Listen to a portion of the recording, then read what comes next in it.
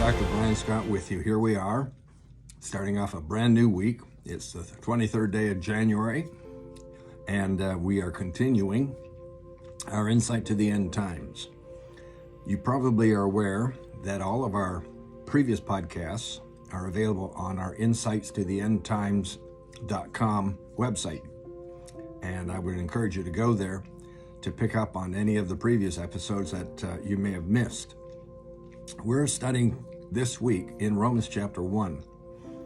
Paul is writing the church in Rome in the first century, and he is really on their case. He said in verse 21, because when they knew God, they glorified him not as God, neither were they thankful, but they became vain in their imaginations.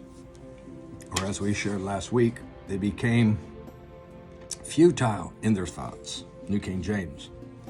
Today we're going to look at vain imaginations in the King James Version, and we're also going to look at the fact that their hearts were darkened, and their hearts are referred to as foolish hearts. Interesting. Paul's writing to the church in Rome, and he's speaking to the Roman, the believers there at that church. It's as if he's speaking to us, and we can't overlook the fact that what he said then, he would be able to say to us today. Verse 21 says, they became vain in their imaginations. Why? Number one, they knew God.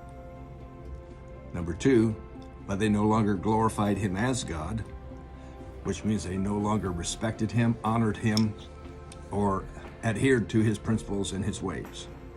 So they basically now are ignoring God. It says they became vain in their imaginations because of their activities. That's where we are in the 21st century. Our nations, United States and Canada, and probably more nations around the world, have known God, but today we're not glorifying God. Certainly that's the case in North America.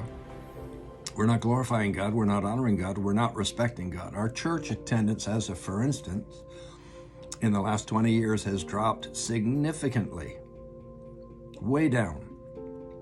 And because of that, and we're only looking at minimum church attendance of once per month.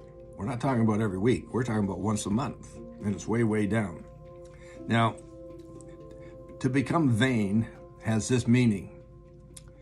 We're full of error, and our thinking is ruined. Our thinking's messed up.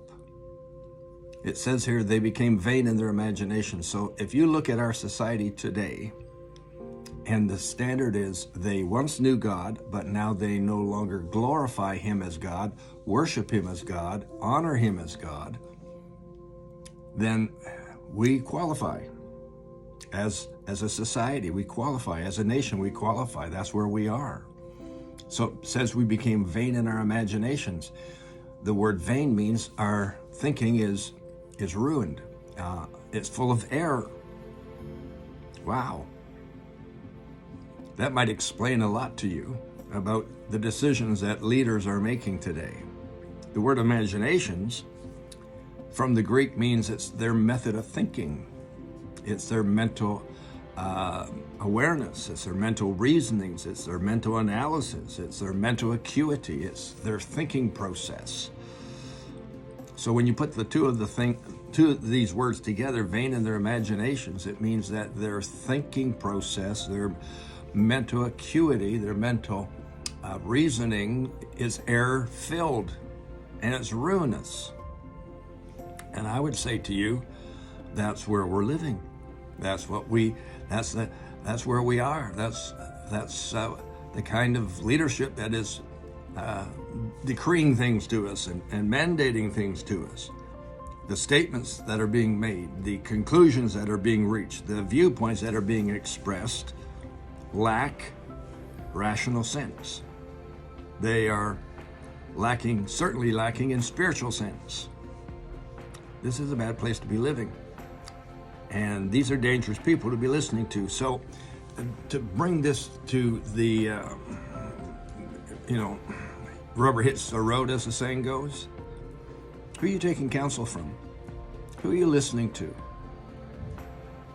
Who are you listening to? Do you ever investigate where what their lifestyle is? You may have fondness for any number of people in the public eye, whether they be, in television programs, or whether they be sports figures, or whether they be political figures, or whether they be newscasters. But do you ever investigate where they're coming from? Because if they are no longer glorifying God, and maybe they never did, because that's really becoming a big deal in our society here in our country. Socialistic thinking is everywhere. Humanistic thinking is everywhere. It's all about me. It's all about me. Praise the Lord. Our church attendance here are really rapidly declining, and the type of churches that are growing are not really following a lot of the scriptures. So the bottom line is this: who are you taking counsel from? Who are you listening to?